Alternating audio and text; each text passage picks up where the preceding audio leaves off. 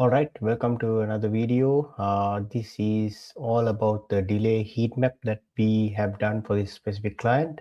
In my previous video, I explained how we started the requirement gathering and then how we started on getting into all these compliance data mappings. This one is specifically soon after we went through with this client with all the requirement gathering sessions, understanding of the scope in a high level where a customer comes and logs into a portal and then creates cases there. And if someone requires review for that, there's rework expected from there.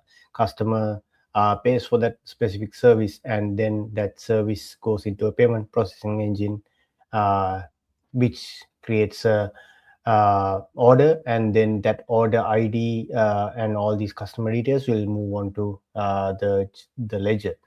So that's a recap of what we explained in the previous video. So the scope is exactly that.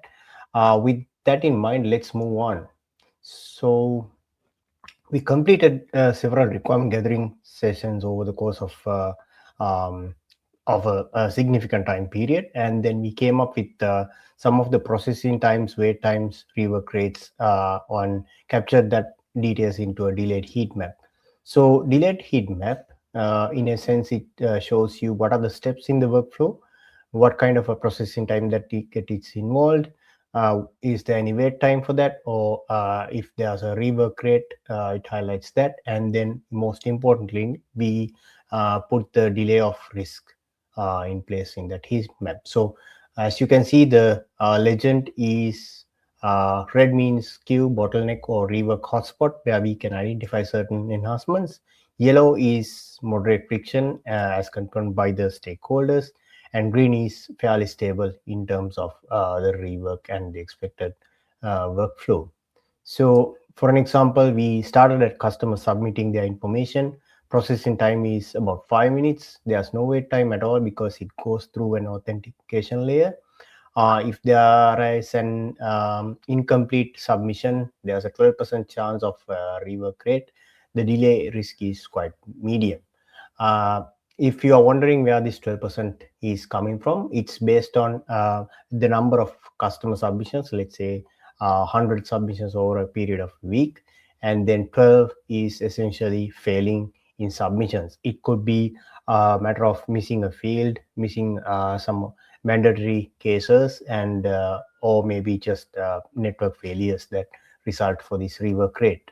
So that's a number that we came up with, and then we measured that as a delayed risk of medium, just because that's a touch point within the workflow that we initially capture all these details.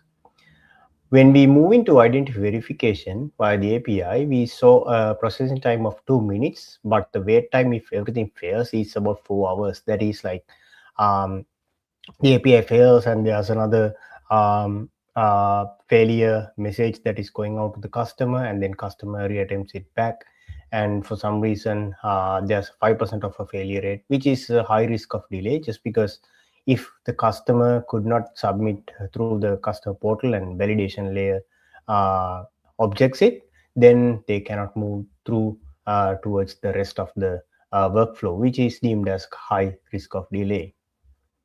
Then when it comes to the case, if the identity verification is cleared off, the case officer usually reviews that with a processing time of 45 minutes for the case management.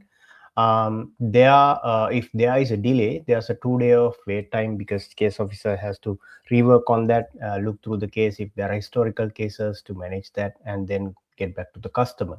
So the rework rate is 18% clarification, just because this is like out of 100, 18 cases will go into rework, which is like a significant amount of time, which we make it as high delay in terms of risk. Likewise, we went through the eligibility engine. If a case is successful, it goes through the eligibility engine, which has a processing time of 3 minutes approximately, and the rework rate is 2%, with errors coming on based on the business rules, which is the delayed risk we marked as low, and we confirm that with the operational stakeholders where it fails. Another one is the payment processing. When it goes out to the payment processing engine, processing time of 10 minutes approximately, and then wait time is a 1 day batch file, because it goes as a batch file for the payment process. There's a 1% failure rate for that, depending on the insufficient funds on customer accounts and all of other external factors accounting for. So we mark this as a medium, considering that the payment processing is a vital part, but the custom has come through these steps in order to get here. And most importantly, there are workflow um, uh, areas that can be enhanced through other workflow measures that are in place already. So that's the delay is marked as a medium. It's a moderate friction. And then finally, the ledger posting is a process time of 2 minutes, which does not have really wait time per se. But then if the ledger posting fails, there will be error messages going through, and then there will be reapplying the ledger posting back into the ledger. So that risk is low as far as the ledger posting is done within the frame of 1 month of a time period for this particular customer. So we mark this delay as a risk. As well as there are some of these delayed risk items has manual workarounds in place with this customer. So those are taken into granted within this requirement gathering session.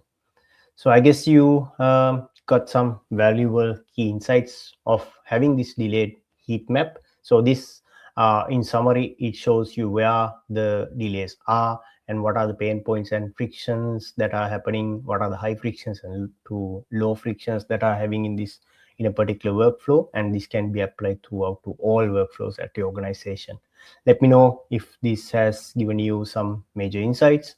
Let me know in the comments, and I'll share another video soon on how we moved ahead with this project. Thank you.